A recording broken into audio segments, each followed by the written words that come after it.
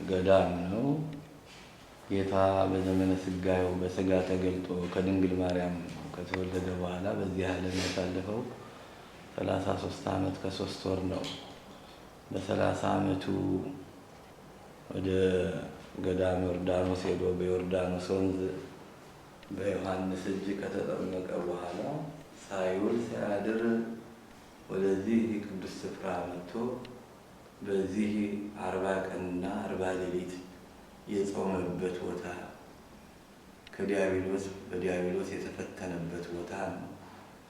በእርግጥ ጌታ ወደዚህ ከመምጣቱ በፊት በምድረ እስራኤል ከሚገኙ ተራሮች ወይም ከፍተኛ ቦታ ወይም ሙቀታማ በረሃ የሆነ ቦታ አንዱ ነው የነበረው። ቦታው የቅድስና ማዕረግ አግኝቶ በቅድስና የተዋበው ጌታ 40 ቀንና 40 ሌሊት ከጾመበት ከጸለየበት በኋላ ነው።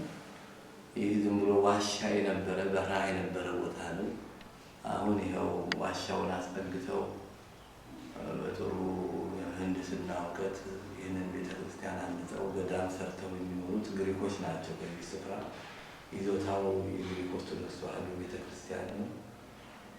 የእነሱ መቅደስ ነው። ይህም እንደ መቅደስ ይጠቀሙበታል። ዋናው መቅደስ ከታች ያለው ነው።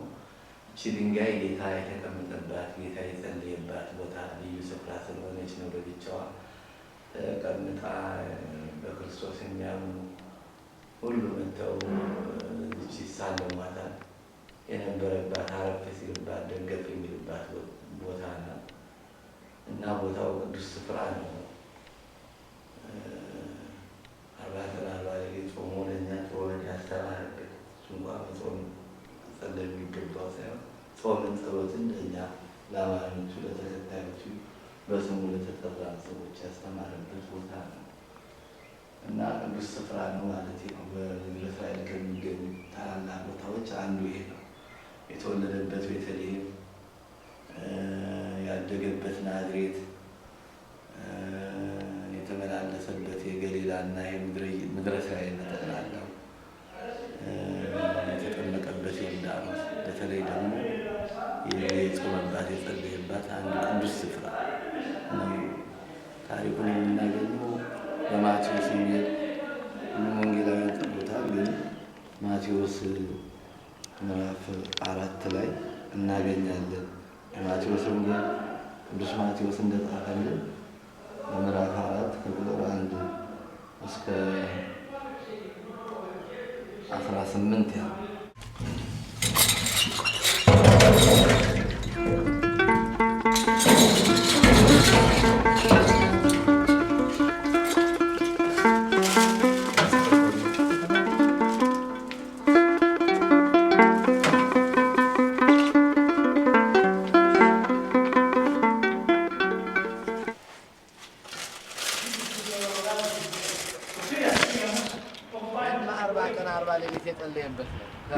ሳይውል ሳያድር ከዮርዳኖስ ተጠምቆ መጥቶ እዚህ 40 ቀን 40 ሌሊት እዚህ ነው ያሳለፈው እና ከዛ 40ውን ጾም ከጾመ በኋላ በ3 አርእስተ ኃጣውእ ፈተነው። በስስት በትዕቢትና በፍቅረ ነዋይ የፈተነው።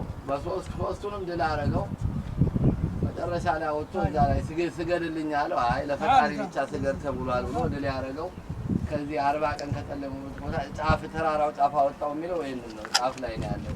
40 ቀን 40 ሌሊት ግን የነበረባት አሁን የነበርንባት ዋሻ ናት። ቆየባት የነበረባት ዋሻ ማለት ነው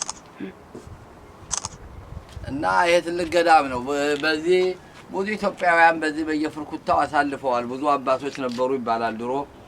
የዛሬ ነው ያርገውና ብዙ ታላላቅ አባቶች ኢየሩሳሌምን ከተሰለሙ በኋላ በቃ ጌታ በጸለየበት ቦታ በሱባኤ በጸሎት ተወስነን ነው የምንኖረው እያሉ ብዙ 20 ዓመት 25 ዓመት 10 ምናምን ዓመት የነበሩ አባቶች ነበሩበት ይባላል። ይሄ ዙሪያው ቦታው ገዳመ ቆሮንቶስ እንዲዋሻ ነው። ይኸው